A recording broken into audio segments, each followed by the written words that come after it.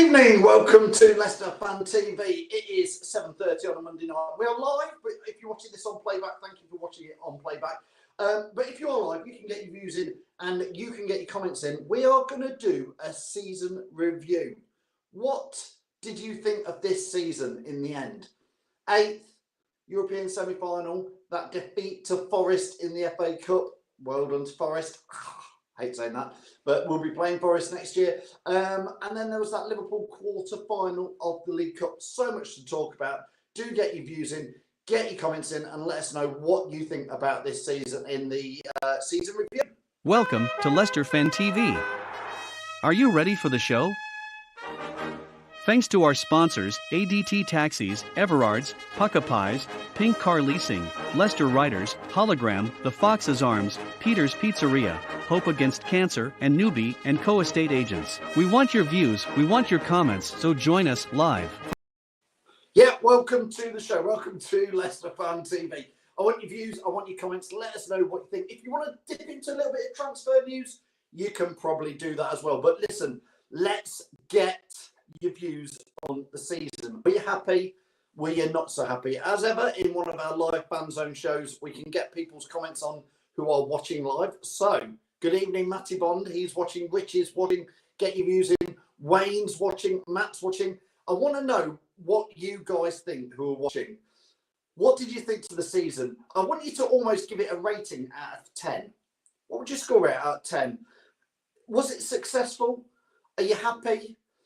Would you take the same again next year? Do you want a little bit better? Do you fear it might be a little bit worse? Good evening to the councillor. Good evening, LCFC Grey. Mark Gatwood. Good evening to the boss. Hello, Mrs. Richie says transfer news, rumours. Max Cornet being linked with a Leicester City move. Mixing. Andy's take on this season is mixed and frustrating. Actually, that's probably a pretty good way of describing it. Jono says he would score it a 6 out of 10. I'm going to add in Reedy and Tom. Okay. Hello. Reedy and Tom. Evening, chaps. Good evening to you both. Let's start with you, Tom. I'm going to, if people who are watching live, if you want to put your comments in, we'll react to them and we will chat about what you thought of the season. Michael says here, he says, not a bad season, just a little disappointing here and there. Tom, what do you think to Michael's take on it? Do you know what? I scored it 7 out of 10. It's a bit above average. You can't say it's below average. It's definitely not below 5. To get to a semi-final, to finish eventually 8th in the league. It's the frustration of the certain performances throughout the season. I think I was disappointed. You know, there's been certain games where, you know, we beat Man United 4-2. We beat Liverpool 1-0, okay, by skin of teeth, but we still beat them. You know, but then the disappointment of the defeat to Forest in the manner it happened, the disappointment of going out of the quarter-final to Liverpool for me was massive because the game was there to win. And to be 3-1 up at Anfield, and you have to see that game out for me. It's all about game management, and we didn't once again. And then having to play another extra half an hour and go out on penalties, heartbreak again. You know, another competition we should really have been challenging for. And then obviously the big disappointment for me is the amount of corners and set pieces. What did we finish on? 26 was it for the season? You know, even if you could slash half of those amounts down to like 15, the amount of points we would have had extra on the board at the end of the season would have been stupid. You would have been in the top 6 probably at the end of the season with that kind of difference. So, yeah, 7 out of 10. Must do better next year for me. Reedy, Tom scoring it a 7 out of 10. Where would you go with it? Oh, he's having a bit of a flop. And Jack, if you're watching, I'll ping the link to you very, Is he very looking shortly, for his mate. Forest shirt? Yeah, I know he got very excited. Listen, Forest did get promoted, Tom. I look forward to it next season, but let's go back to that Forest FA Cup game, because that, Tom, really says it was a pivot point for the season. I think it might be a pivot point, Tom, for the transfer window this summer, because I do feel there was a bit of fallout in the dressing room at that Forest game. I think Rodgers was very brutally honest probably after that game and told players what he thought. I think if you listen to the interview, I think I remember Owen Palmer Atkins, obviously Ray Leicester, he was very blunt and told the players that he didn't think it was good enough, told the players which ones weren't good enough. And that's when we heard this first phrase of there's a rebuild to happen in the summer and players will leave this football club. That was the first time we'd heard him say it. Look, congratulations to Forest. Yeah, I don't say that lightly. I didn't really want to play them this soon after what had happened in the FA Cup. It's still quite sore. Before we came on, me and Rudy were actually talking about the last time. Obviously, Rudy wasn't born, I don't think then, but he was a very, very small boy. I remember the last two games of Premier League, 98 at Filbert Street against Forest, a 3-1 win. And I also remember the last Premiership game that Forest ever played in the Premier League since then, and that was in 1999. And we lost 1-0. Chris Park-Williams scored for them at the City ground. Tom, David Gavin says here, I think Jamie Vardy being out for all those games has cost us at least 10 plus goals, possibly top 6. Who knows? I think it's a great point. And again, this summer, I think Jamie Vardy, I'm going to say Jamie Vardy and Wes Fofana not being around for a lot of the season, I think did have a big impact on. I think you could say even Johnny Evans being out at the beginning of the season when we didn't have a recognised partnership at the back, really. You were counting on Daniel Amati and Soyuncu and Vestergaard, 3 players had not really played much together. You look at it once Fofana came back in, we looked much stronger at the back. Obviously, you're going to miss goals, but there's a big talking point, mate. The form of players, the form of Soyuncu completely gone, the form of Tillemans completely gone, the form of Maddison at the first part through, August, September, October, when he got asked to take out the team. He then turned it round November, December, January, all the way to the end of the season. Players literally lost form out of nowhere. Loss of James Justin, we saw the volatility once he came back and how much he offers, and that's why he's got his England call-up.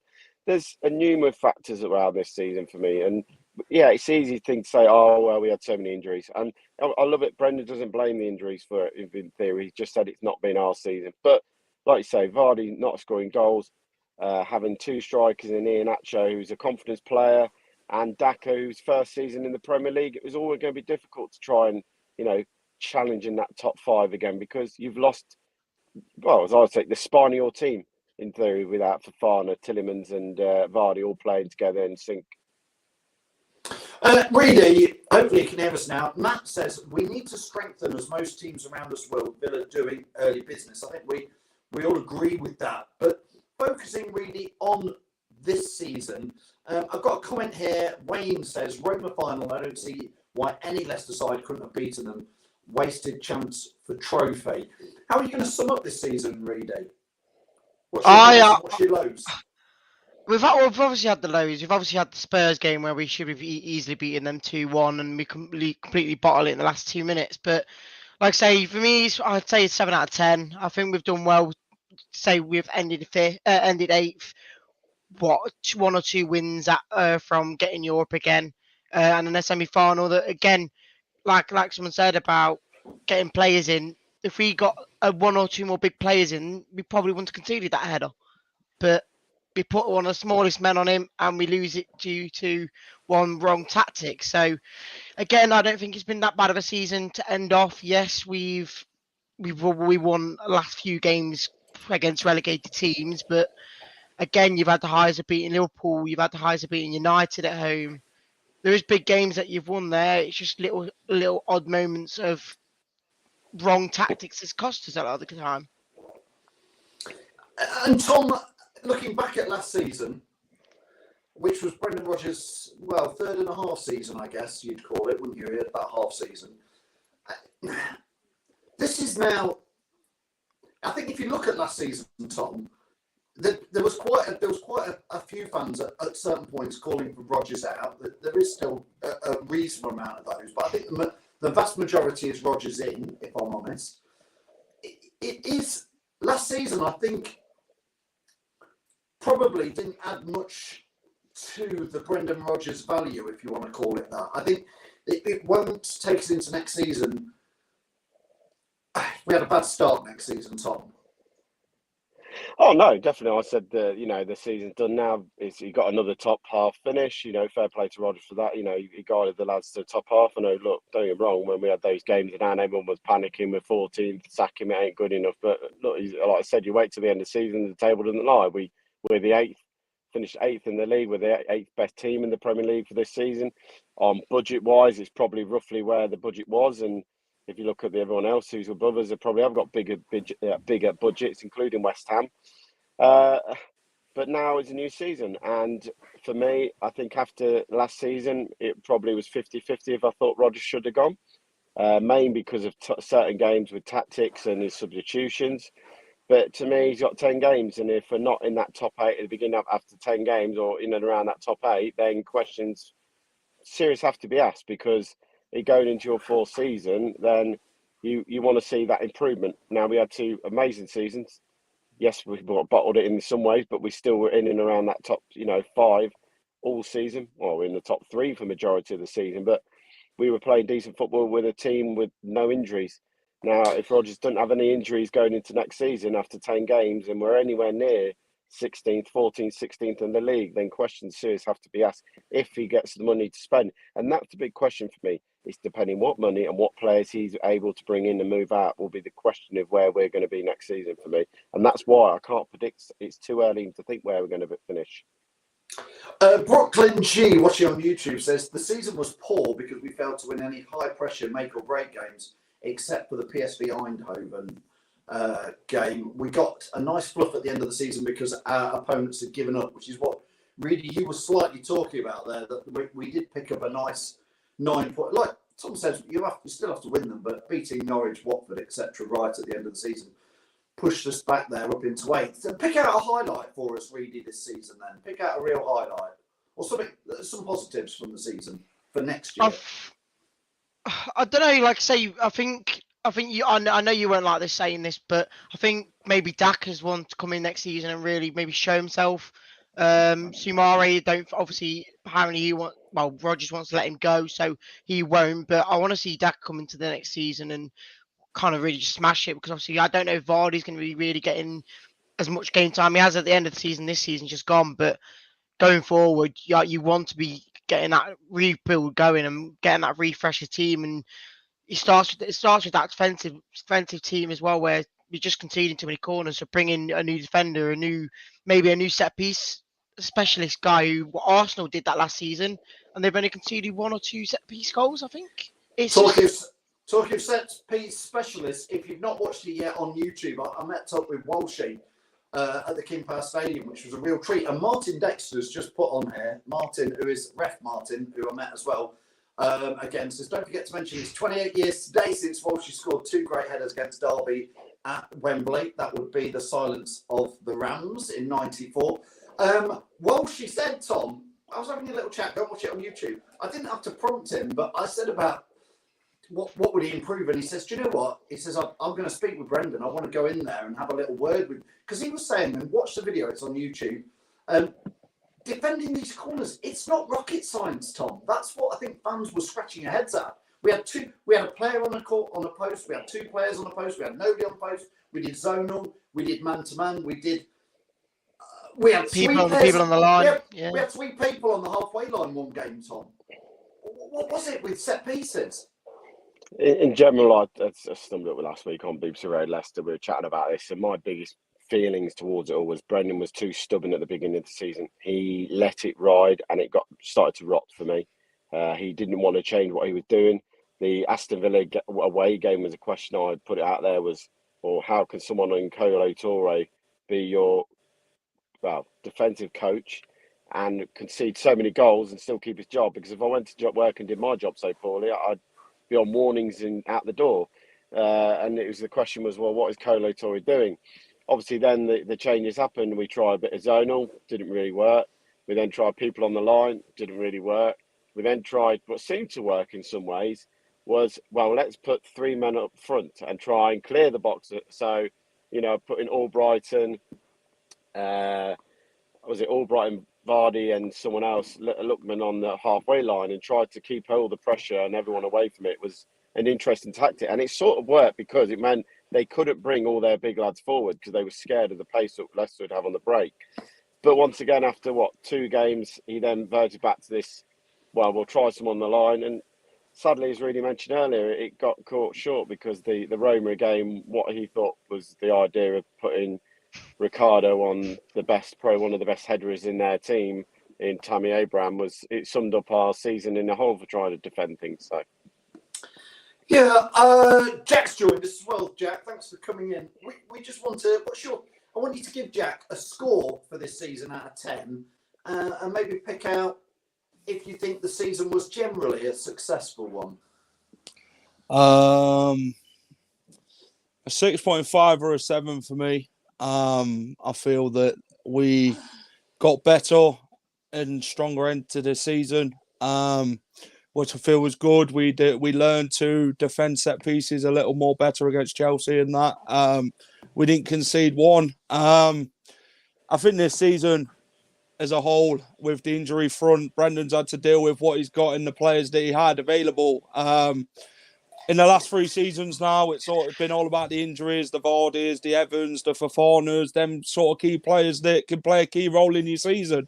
I feel next season, for me, if them players can stay fit, them all our key players, then we'll be up into the top 6 again next season. I think injuries has played a massive part this season in having to change our squad because we haven't got a squad who can play every single game of the season. But I feel highlight for me was beating Liverpool 1-0, beating Man United 4-2 and in Europe, PSV away. Yeah, I think that's a good take on it, Jack, there, on what went on. I mean, we're all talking about the same sort of thing. The injuries certainly cost us. The defensive coach side cost us as well, Reedy. Positives, though, Reedy. Obviously, James Justin coming back from injury, looking very good. Wesley Fofana looks like he could go on to be, and again, do watch on YouTube, because Walshy talks about Fofana. He thinks Fofana could be worth 100, 150, maybe 200 million pounds, really, before he leaves us, maybe in a year to 2 years' time. He really does. I think Wes Fofana, even though he was injured a lot of it, is a big success story going into next season, isn't it? Oh, definitely. Like I say, the moment he comes back into the team, it's what was it against PSV?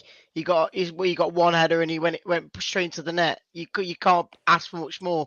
And then ever since then, him and Evan, at the back line, pretty much the rest of the season's been quite a solid back line. And like Jack said, we didn't concede as many set pieces as we did the first half of the season. And yeah, like I say, going forward, like I said, I think for me, when the moment we saw Fofana get injured at the start of this season, just gone, I felt like that was like a Van Dijk injury for Liverpool. It was that big of a loss that really we had to kind of fill that spot in with a load of random ish players that we don't really use. Like on Marty, he came in and did well. So you've got to say that Fofana coming in for next season and hopefully being fully fit will be a massive impact into the next season's either being positive or negative. So yeah, and Jack, I mean, just talking about Marty there, I would put Marty down as a success again after coming back into the side. I thought he played. I think he is always going to be one of those utility players who's on the fringes of the first team. But I thought that Marty played ever so well this season. Did his job. Yeah, he's our effing centre back. Marty did his job, Phil, when called upon. He might not have been everyone's cup of tea, but he proved he can be up for it when called upon. He's, him and Cags, it won't be the ideal partnership at the back for centre halves. Cags is one of them who loses his way a bit without Johnny Evans being there to tell him where to be at them crucial points at the time. And Marty, for me, though, is probably one of the unsung heroes of the season. Yes, he's made mistakes like every other player does in the season, but for me, I think he's done his job, Phil. And I can't criticise him anymore on that. I think he's been a fantastic player when in the defence at centre half. Tom, I'm just starting to, before we've obviously got about 5-10 minutes left, but starting to take things into next season. I think it could be tough. People are saying, I think we'll make top 6 next season. A few comments in there, and no European football next season will play into our hands, Tom. But I think next season's going to be harder again. I think the Premier League gets harder again next year, especially with the investment in in obviously the top 4 clubs, 5, 6, you know, your Man United's, Arsenal's are going to have changes, and Newcastle. It is going to be really tough to get back in that top 6, isn't it, Tom? Well, that top 6 has now become a top 9. You know, if you look at it, you name your automatic: Man City, Liverpool, Chelsea, Tottenham, Arsenal, Man United. You then got West Ham. You've then got Newcastle. You've then got us. And people are going to laugh at this, but then you've got Everton as well, who are floating around, who are not going to want to be anywhere near the bottom of the table next season, and are going to invest in the right areas because they've got a manager who will know where they need to invest, and he'll get rid of some of these record signings they made and bring in better players that will do a job for the football club. So this top 6 is suddenly blown over to a top 9, top 10. And there's, you know, in where it'll be like the odd top 4 will be fighting out, you're going to have 5 people below that still fighting out to get between 5th and 7th, 8th place every single season. Just want to go back to one point Reedy made about Fofana. And there's a player that he reminds me of. And obviously, I remember watching this player grow up and go through the academies and different clubs. And that's Rio Ferdinand. I remember watching Rio come through teams, through the youth team before he went on to, you know, his big money move to Man United. Wesley Fofana reminds me of Rio because the way he plays the football game, he's so aggressive in the air, he's so commanding him around the box. So the sky the limit for him. That's just what I want to say on him. But yeah, like I say, that top 6 is now a top 9 to top 10 for people wanting to finish in around that with the money in the game now. Yeah, going to be tough, really, isn't it? Yeah, it is. And like I say, I'm thinking about it now. Obviously, Barnes played well last season. He was probably one of his better seasons. Don't get me wrong, he's still got the stats to back him up a lot more this season as well. But just think how many more goals he would have scored if he did perform a lot better this season. Because, like I say, the amount of chances he could have got given into shooting into the goal and passing wise, like Vardy, that one game, a few more than goals that went in for him really could have changed the game as well for us. Yeah, I agree there. Andy Meadows says top 10 in the League Cup. And again, Jack, you and Reedy are much younger than, certainly a lot younger than me and a little bit younger than Tom, but top 10 in a League Cup or top 10 in a trip to Wembley at the FA Cup, something like that. I think the reality is, Jack, is that's why I look at this season and go, it's still a really decent season because we did get to a European semi-final, which we've never done before, and we did finish 8th, which out of my 45 years of watching Leicester, most seasons we finished a lot lower than that, a lot lower. So that's why I take it, Jack, that it is decent. Yeah, I mean, we've been in the European competitions twice this season. First didn't really work out as well as we should have. We were favourites to win that one, favourites to win the Europa Conference League. But I mean, all the injuries this season that have come upon us once again, taking all our key players out of the game and getting unfit for most at back end of the season. I mean, Vardy, you know, he's been out quite a bit now. But then he came back and he scored goals. I mean, this season for me, an 8th place finish and a semi-finals, the Europa Conference League, you'd have taught that, wouldn't you? Really. I know people wanted the Europa Conference League Cup. People called it the Mickey Mouse Cup. But at the end of the day, we had to field a team and had to keep swapping and changing. I know Brendan put all eggs into one basket, which maybe as a manager, you've got to have a plan B to back yourself up. But I don't feel we've had a strong enough team to do that last season. And I think going on to this season, we need that strength in depth, because if we don't, then we can end up like this season, Phil, where we're going to be maybe losing players to injuries again because we haven't got enough players to field a team for every game of the season. But I guess with Europe this season not being there, I guess it gives the players a chance now to show what they're about, get that target in Europe for next season. Brendan's got no excuses now to sit there and say we're playing 2, maybe 3 games a week now. So he's got to back up his ideas, Brendan, now. He's got to get it right this season. If he doesn't, then fans are going to be calling for his head again, which they did after the FA Cup defeat to Nottingham Forest 4-1. Yeah, I hear you. I'm going to have to... listen, we get all the comments on it. Michael E has been giving me loads of grief because I've got a couple of red shirts up there. One of them is a Leicester fan. That is actually a Leicester Riders shirt, mate. And I think if you check them out, they're from Leicester and they won 3 trophies this season. So I'm more than proud to have a Leicester Riders shirt on my wall, mate. So if you don't like it, go and watch Chris from Leicester Till I Die if you want. By all means. You and the other bloke. Andy says here, the counsellor. Sorry, Tom. Andy says here, keep Pratt this season. Not going to happen, Daniel. They fell out. Trust me on it. No. I just want to, before we go, Tom, one final summary, because this is a season review show. We'll get on to preview shows and transfer shows in there. But Tom, just if you could sum it up in one sentence and give it that score out of 10, that would be brilliant. And then I'm going to ask the same to Reedy and Jack. No, like I said, 7 out of 10. Players back next season must do better. Yeah, Reedy? 7 out of 10 as well. And we better keep Madison. Oh, okay, that's interesting. Jack? A 7 out of 10. Brendan, get your set pieces better for next season and don't concede too many more. See how they roll on next season, and let's go and get to the European places once again. Let's beat. I think Forest. that's great. You, yeah. Oh God, you've all given it 7 out of 10.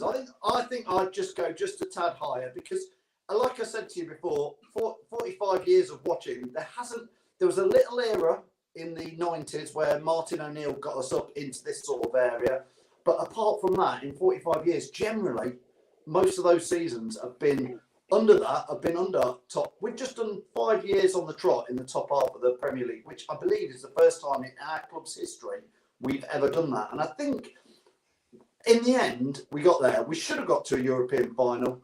But I think I'd just go a bit higher. But there was definitely disappointing things this season. Jack, thanks for your views and comments. Thanks for joining us. Thanks, Reedy, as well. And thanks, Tom. Seeing a lot more of those boys. We'll see you all soon. Thanks to those guys. Everybody who's been watching, thanks so much for getting your comments on. Really been getting quite a lot of grief for his celebrations at Forest scoring yesterday, quite rightly. Very glad. Forest fan in disguise. Thanks as ever for all your views and comments. We will be obviously keep doing live content, pre-recorded content. Do go over to our YouTube channel where there is a lot more pre-recorded content going up there now, including the one I did with Walshy. Here's a little clip from Walshy. Hi everyone, thanks for watching Leicester Fan TV. Just like, subscribe and share, please. That'd be great. Walshy.